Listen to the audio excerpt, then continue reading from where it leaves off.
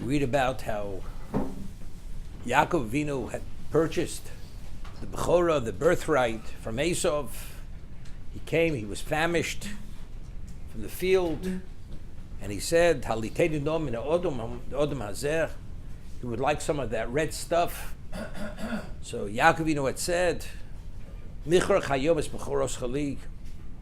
If you're agreeable to sell your birthright, I'll give it to you. If you read the story superficially, without any level of understanding, seems to be Yaakov took advantage of the moment. He wanted the birthright, and Esav was in a compromised position, and he snatched it from him. However, if you read Chazal, why did Yaakov want the birthright? So Rashi explains, Michar chayom es bechoros chali, lefi sha'avoda bevchoros, because the service, initially before the Chet Egel, the Bechorim, the firstborn, were meant to be the Kohanim. Oma Yaakov, a Rosh Zekidai, sheyikrav laKodesh Baruch Hu. This Rasha, this evil person, he's not qualified. It's disgraceful that he should do the service to Hashem. So it's not that Yaakov wanted it for himself. As it says Chazal, Mokshe Meish, Sham Teish. If there's no one to fill the gap, the void, you should be the one to hone up, to take that responsibility. If Esav would have been qualified, of course, the Bechorah has the right. But since this situation, he's a person who represents evil, for him to be the Bechorah, to be the officiant of Hashem, it's a disgrace. So now that I find him in a compromised position, I'm able to rectify the problem, that there should not be the Chil Hashem. So why did he want the birthright? Not for himself, it was purely for Kavod Shamayim, that it should not be a disgrace. That's why he took it. We find later when Yaakov received the brachos, and then Esav comes and he finds out that Yaakov had impersonated him and stole what was rightfully his father gave him a bracha.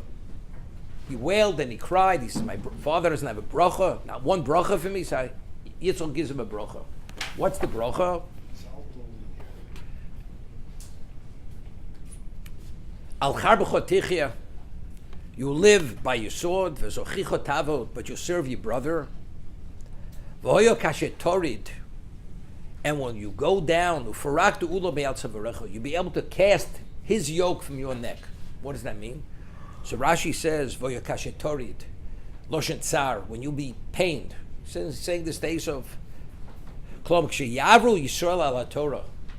Klal Yisrael will transgress and not observe the Torah, and you'll have a basis, you'll have a basis to be pained for the brachas that he had taken from you, then you'll be able to cast his yoke from you. He will only dominate you when you have no pischon peh, when you don't have an opening for your claim. But when you do have that opening, what is that? When the Jews will violate the Torah, transgress the Torah, then you have a right to be paid for the brachas that were taken from you, and then you could cast his yoke. What exactly is this talking about? So the way Chazal explain this, Rashi side, why did Yaakov want the brachos? Because it's inappropriate, it's disgraceful that Esav, he's a Rasha, he should be the officiant. Klal Yisrael, who represent God's position, that's Kiddush Hashem. But what about if the Jews themselves don't behave properly? They don't observe the Torah. Then there's no basis that you had never had a right to take the Bechorah from me, because you know better than I am. And this is what Yitzchak is saying, Kashetoriet. If there's a Pischon Pelit Steyer, you have an opening, a basis for your claim that you were unjustly pained. When is that? If the Jews violate the Torah. Then you could cast them aside. You could throw off that yoke. But again, his intent was purely for the sake of God's glory. It's inappropriate. Such a Rasha. See, he's not taking it for himself. Because, of course, the most appropriate Kohen is the Bechor. But if he doesn't qualify because he's a disgrace, we're next best, so to say.